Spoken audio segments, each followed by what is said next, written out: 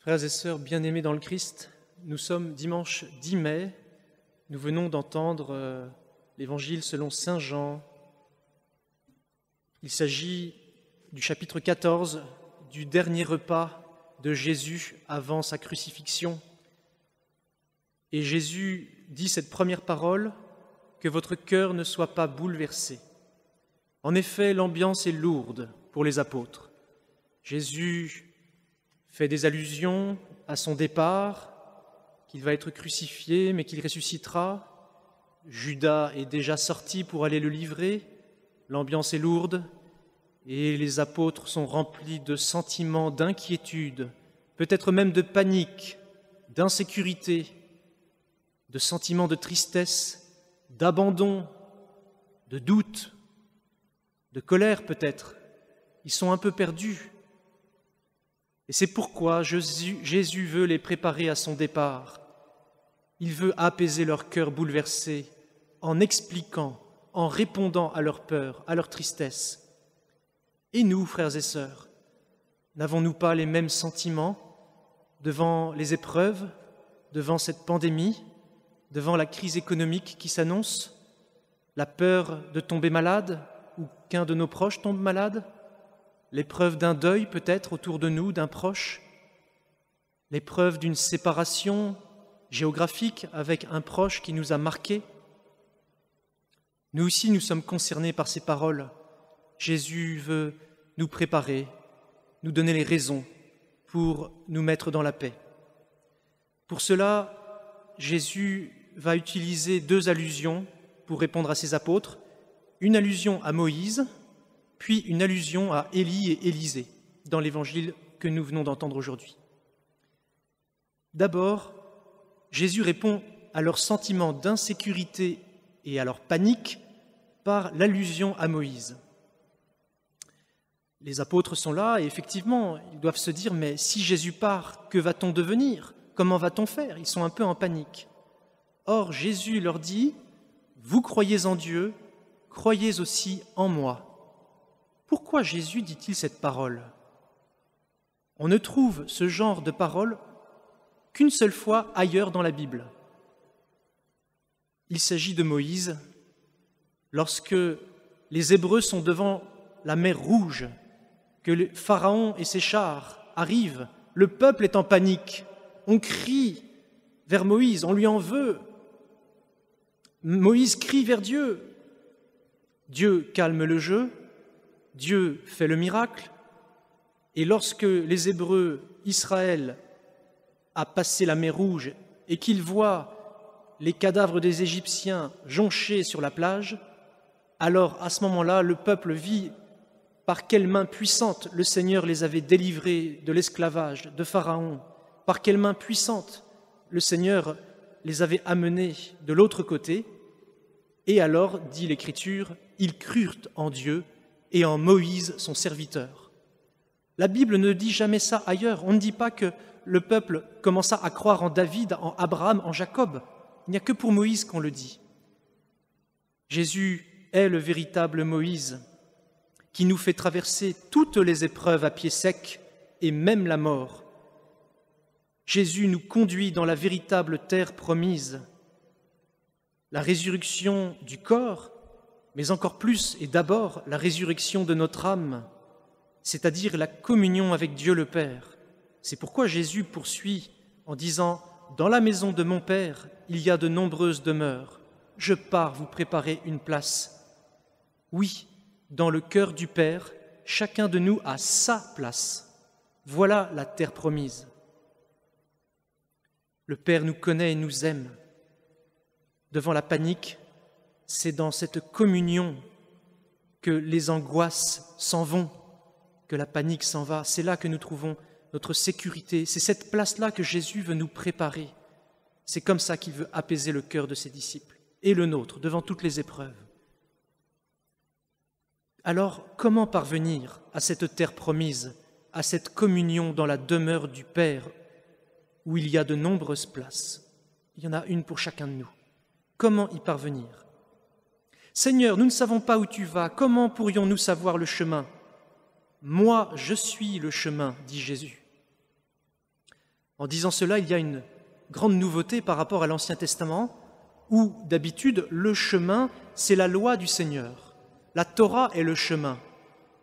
La Bible souvent nous dit que nous devons cheminer dans le chemin du Seigneur, dans la pratique de ses commandements, sans dévier ni à droite ni à gauche, en respectant tous les commandements. Sauf que le chemin, ce n'est plus la Torah, ce n'est plus la loi, ici c'est Jésus lui-même.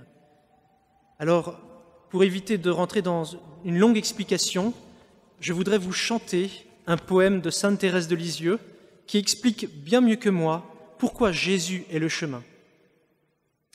Je ne sais que trop bien que toutes nos justices n'ont devant ton regard pas la moindre valeur, et pour donner du prix à tous mes sacrifices, oui, je veux les jeter jusqu'en ton dit vainqueur.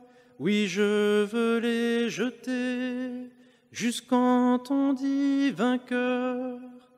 Non, tu n'as pas trouvé créature sans tache au milieu des éclairs.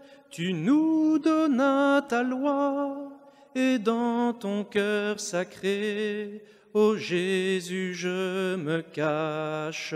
Non, je ne tremble pas, car ma vertu, c'est toi. Non, je ne tremble pas, car ma vertu, c'est toi. Mon chemin, c'est toi, Seigneur Jésus. Ma vertu, c'est toi. Mon chemin, ce n'est plus moi et mes bonnes œuvres.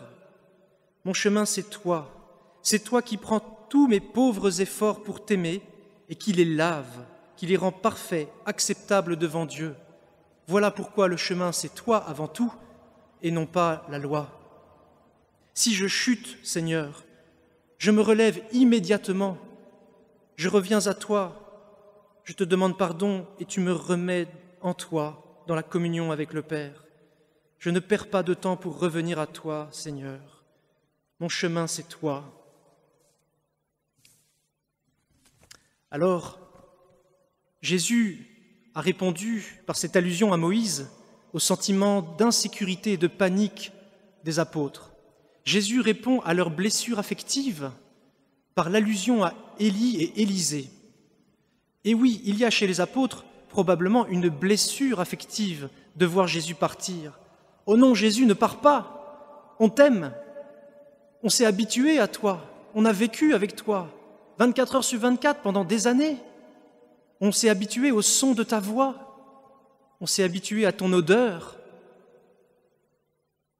Et nous, frères et sœurs, devant la séparation physique, corporelle d'un être cher, lorsque nous perdons quelqu'un de notre parenté, un père, une mère, un frère, une sœur, lorsque un paroissien édifiant déménage,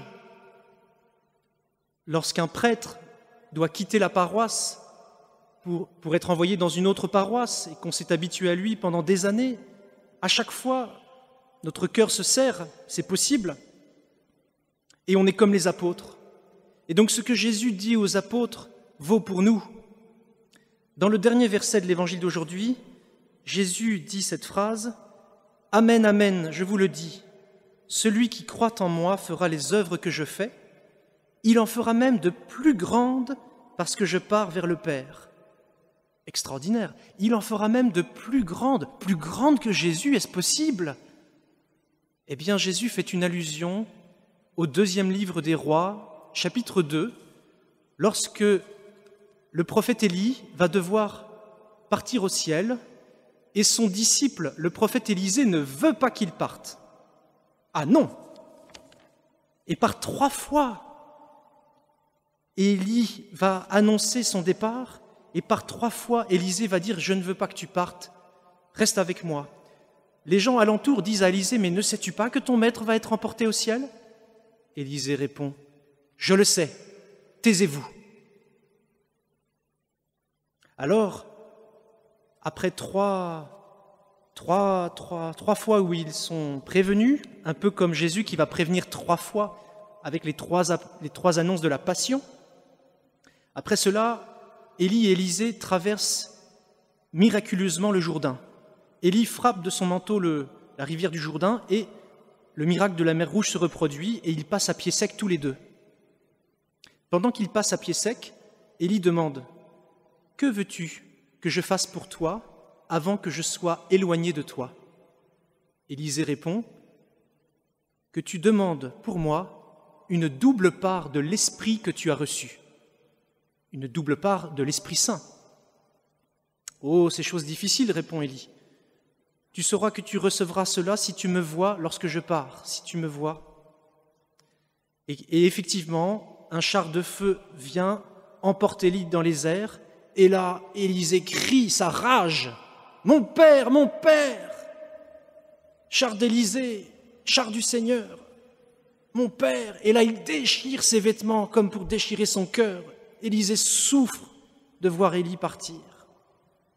Mais le manteau d'Élie descend sur Élisée et Élisée comprend qu'il a reçu cette double part. Et il va même tout de suite prendre le manteau et se tourner vers Dieu. Et ça, c'est le bon réflexe. Il faut se tourner vers Dieu lorsque nous sommes dans un deuil difficile.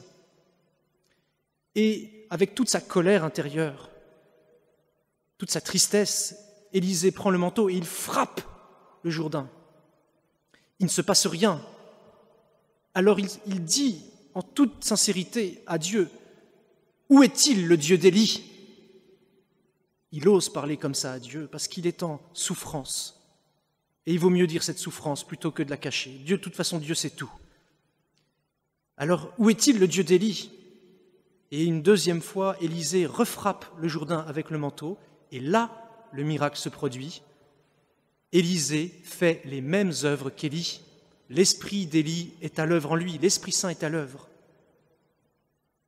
Alors vous comprenez mieux cette parole de Jésus, « Celui qui croit en moi fera les œuvres que je fais, il en fera même de plus grandes parce que je pars vers le Père. » Nous pouvons demander une double part de l'Esprit Saint lorsque nous sommes en deuil de quelqu'un, lorsque nous souffrons la séparation, l'éloignement géographique de quelqu'un. C'est le moment de se tourner vers Dieu et de demander une double part de l'Esprit Saint, comme Élisée. Jésus sait bien que c'est triste pour nous, mais c'est ce qu'il y a de meilleur pour nous. Dans le même repas, pendant cette longue soirée où Jésus va leur dire bien des choses, au chapitre 16, verset 7, Jésus dit à ses apôtres, « La tristesse remplit votre cœur, pourtant je vous dis la vérité, il vaut mieux que je m'en aille.